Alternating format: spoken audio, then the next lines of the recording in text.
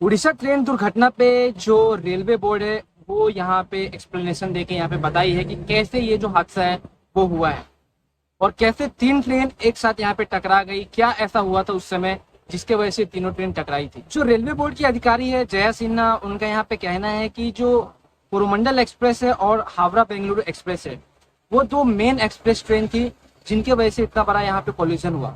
उसके अलावा यहाँ पे एक जो मालगाड़ी थी जिसमें आयरन रॉड रखा हुआ था वो ट्रेन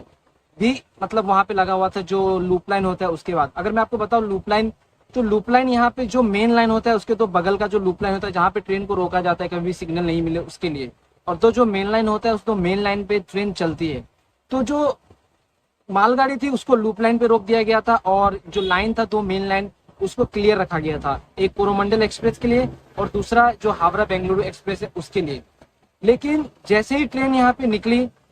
उसके बाद यहाँ पे जो पहले कोरोमंडल एक्सप्रेस है वो गई है और यहाँ पे उन्हें जय सिन्हा ने बताया कि सब कुछ सही चल रहा था लेकिन वो जो ग्रीन सिग्नल था वो भी सही था। और जब कोरोमंडल एक्सप्रेस आगे गई तो कोई एक ऐसा मिसकंसेप्शन हो गया, मिसकंसेप्शन मतलब यहाँ पे कि कुछ ऐसी गड़बड़ी हो गई जिसके वजह से जो कोरोमंडल एक्सप्रेस है वो लूप लाइन में घुस के जो मालगाड़ी है उस पर टकरा गई। मतलब मेन लाइन को छोड़ के यहाँ पे जो मालगाड़ी है उसमें जाके कोरोमंडल एक्सप्रेस टकराई और जो कोरोमंडल एक्सप्रेस थी उसकी स्पीड इतनी ज्यादा थी जिससे वो जो मालगाड़ी उसमें टकराई। अब मालगाड़ी के अंदर यहाँ पे रॉड रखा गया था जिसके वजह से जो ट्रेन कोरोमंडल एक्सप्रेस टकराई तो मालगाड़ी को उतना इफेक्ट नहीं पड़ा। लेकिन जो कोरोमंडल एक्सप्रेस थी जिसमें बहुत सारे यात्री सवार थे 1200 से प्लस यात्री सवार थे, वो जाके ठुक गई और उसके बाद यहाँ पे जो कोरोमंडल एक्सप्रेस है उसके 2-3 कोच पीछे से निकल के बगल वाली पटरी पे चले गए।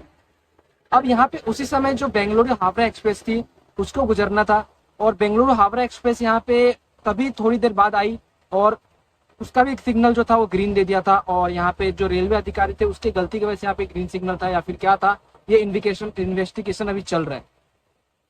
तो वो बेंगलुरु और हावड़ा एक्सप्रेस आती है, उसके बाद जो 3 कोचेस जो कोरोमंडल एक्सप्रेस की रहती है बगल वाली पटरी पे उस पे जाके सीधा फाड़ के निकल जाती है छत से। अब यहाँ पे जय सिन्हा ने ये कहा कि जो LHB कोच होता है ट्रेनों में वो काफी सेफ होता है, वो जल्दी मुड़ता नहीं है यहाँ पे, तो अगर मान लीजिए एक्सीडेंट होने से भी मुड़ता नहीं है। लेकिन इतने हैवीली अगर किसी चीज से टकराता है और कोई स्पीड में आकर मार के जाता है तो कोई भी टेक्नोलॉजी यहाँ पे काम नहीं आती है और ये बात सही सभी जानते हैं। तो वो जो बेंगलुरु हावड़ा एक्सप्रेस थी वो आई सीधा घुसी और जो कोरोमंडल एक्सप्रेस के जो 3 कोचेस थे जिसमें यात्री सवार थे जो बगल में गिरे थे उनको सीधा रौंदते हुए निकल गए। उसके बाद रेलवे बोर्ड के अधिकारी जय सिन्हा ने कहा कि सब कुछ ठीक था लेकिन ये जो मिसकंसेप्शन हो गया था यहाँ पे, ये जो मिस्टेक हो गया था वो किसी रेलवे अधिकारी द्वारा किया गया, क्योंकि जब मालगाड़ी रुकी थी और वहां पे सिग्नल ग्रीन नहीं देना चाहिए था लेकिन फिर भी वहां पे सिग्नल जो थी वो ग्रीन दे दिया गया था, जिसके वजह से कोरोमंडल एक्सप्रेस को लगा कि सिग्नल ग्रीन है और वो सीधा चले गए और बाद में जाके कोरोमंडल एक्सप्रेस सीधा मालगाड़ी से टकरा जाती है और इसके बाद बहुत ज्यादा इम्पैक्ट देखने को मिलता है। लेकिन उससे भी बड़ी बात ये होती है कि जो हावड़ा और जो बेंगलुरु एक्सप्रेस का यशवंतपुर जो जाते हैं, यशवंतपुर हावड़ा वैसे उसका नाम है, वो आके 3 कोचेस में लग के उसका भी टकराना और उसमें भी यात्री जो सवार थे वो भी मारा जाना। तो यह बहुत ही दुखद घटना था और इसकी जो उच्च जांच है वो अभी चल रहा है। इसमें मतलब रेलवे अधिकारी ने कहा कि अभी देखिए पूरी तरह से स्पष्ट नहीं हो पाया कि किसकी गलती है, लेकिन जो जिसने भी गलती किया है उनको सजा जरूर मिलेगी, चाहे वो रेलवे के बड़े अधिकारी हो छोटे अधिकारी हो, रेल लाइन जो ठीक करते हैं वो लोग हो, लेकिन सबको यहाँ पे सजा जरूर मिलेगी। लेकिन अगर एक मैं आपको बात बताऊं तो यहाँ पे ये जो रेल हादसा हुआ ये काफी दुर्घटना पूर्वक हुआ है और इसमें बहुत सारे लोग मारे गए। 288 लोगों को मारने की अभी तक की यहाँ पे ऑफिशियल रिपोर्ट आई है और 1000 से ज्यादा लोग यहाँ पे घायल हैं। बता दूं तो जो घायल लोग थे उसको जिस बस में लेके जाया जा रहा था वो भी यहाँ पे एक्सीडेंट हो गई, आज कल शाम की बात है।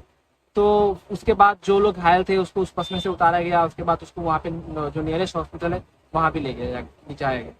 तो ये जो दुर्घटना हुई है भारत में वो 70 साल बाद यहाँ पे इतने बड़ी दुर्घटना हुई है, क्योंकि इतनी बड़ी दुर्घटना आज तक कभी नहीं हुई थी। 3 ट्रेनों का एक साथ टकरा जाना एक ही समय पे और इतने सारे लोगों का मौत हो जाना। इसमें बहुत सारे अभी सवाल उठ के आ रहे हैं, जैसे बिहार से सवाल उठ के आ रहा है कि बिहार के जितने भी यात्री थे जो उस ट्रेन में थे उनकी लाशों को बिहार ले जाने के लिए वहाँ के जो प्राइवेट एम्बुलेंस थे वो 50,000 रुपये मांगते थे।